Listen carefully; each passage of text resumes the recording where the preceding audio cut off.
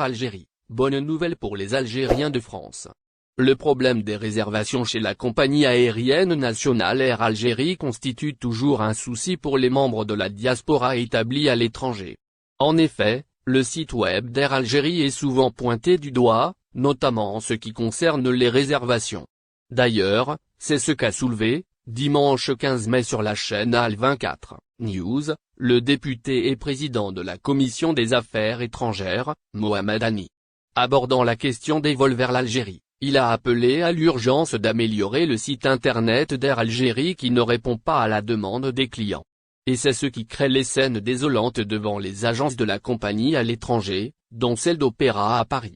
Ainsi, l'amélioration des services en ligne et l'ouverture de bureaux et d'agences d'Air Algérie à l'étranger soulageront énormément les membres de la communauté lors de l'organisation de leur voyage vers le pays.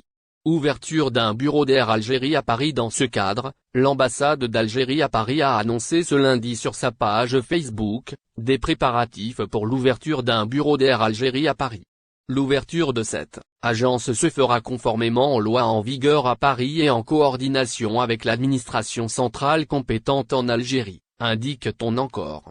Par ailleurs, la communauté algérienne au Qatar et tous ceux qui sont concernés seront informés de la date du début des vols d'Air Algérie sur la liaison Algérie-Paris Algérie, le cas échéant, a conclu le communiqué. Actuellement, seul Air Algérie opère des vols réguliers entre Paris et Alger.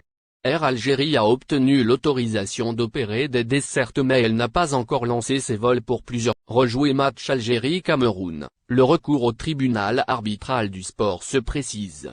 Alors qu'on pensait que le feuilleton autour du match Algérie-Cameroun était terminé, la FAF se dit encore optimiste quant à ses chances de faire valoir ses droits, cette fois-ci, à la faveur d'une réclamation qu'elle prévoit de déposer bientôt auprès du tribunal arbitral du sport, TA. Rendez-vous vite, ci-dessous pour tout savoir sur ce sujet. L'instance fédérale a récemment été destinataire d'un courrier de la part de la commission d'arbitrage de la FIFA. Elle n'y a fait aucune mention d'une réponse négative. Mais elle a informé, à mots à peine voilés, qu'elle n'a rien à reprocher à la prestation du contesté refort gambien. Un retour concernant le match Algérie-Cameroun qui attire les foudres de la FAF l'amenant à avoir recours au TA. Voilà maintenant un peu plus d'une semaine que l'organe chargé d'évaluer les litiges arbitraux a adressé sa correspondance énigmatique et a priori définitive. La même lignée, la structure présidée par Amaral occupe de la réitération de sa volonté de faire appel à la susdite institution indépendante basée à Lausanne, en Suisse. Chose dite, chose faite, ou presque, la Fédération algérienne de football, FAF, se tient prête à tenir la dragée haute à l'ensemble de ses opposants. Elle prévoit de saisir le tribunal arbitral du sport dans les prochains jours. Cela a l'effet d'examiner les dessous de la décision du comité dirigé par le célèbre arbitre italien Pierluigi Collina. Car oui, elle suspecte celui-ci d'avoir établi son verdict sous l'influence des hauts responsables de la fêtière du ballon rond mondial. C'est en effet l'information que rapporte le quotidien généraliste arabophone Eshorouk. Il cite une source bien informée. Nous la reprenons pour vous plus en détail dans la suite de notre édition du lundi 16 mai 2022. Affaire Gassama, la FAF soupçonne la FIFA d'avoir enfreint certaines règles éthiques. Selon le même média, Sharafeddine Amara et compagnie reprochent à la Fédération sportive mondiale du football de ne pas avoir été véritablement claire et honnête envers eux. Dans le recours qu'elle compte introduire au TA, la FAF dénonce notamment une influence prépondérante dans les opérations de sa filiale chargée du développement de l'arbitrage international. En application de l'article 58 des statuts de la FIFA, l'instance fédérale s'apprête donc à solliciter une révision de la sentence de la commission d'arbitrage de la FIFA. Une décision qu'elle n'a eu de cesse de décrire comme étant décousue. De son avis, la non-sanction de l'arbitre Bakary Gassama est une erreur intolérable et inconcevable. La structure CIS à Zurich, en Suisse, devait alors, selon elle, geler l'activité de l'homme au sifflet gambien, jusqu'à ce qu'une lumière soit faite sur l'enquête, comme il est de coutume en cas pareil. C'est ce qu'a en outre mentionné la susvisée source proche de la structure chargée du football. La reprise du trafic aérien vers l'Algérie est accompagnée par un protocole sanitaire, exigé à tous les voyageurs. La dernière mise à jour des conditions de voyage en Algérie est entrée en vigueur le 20 mars dernier.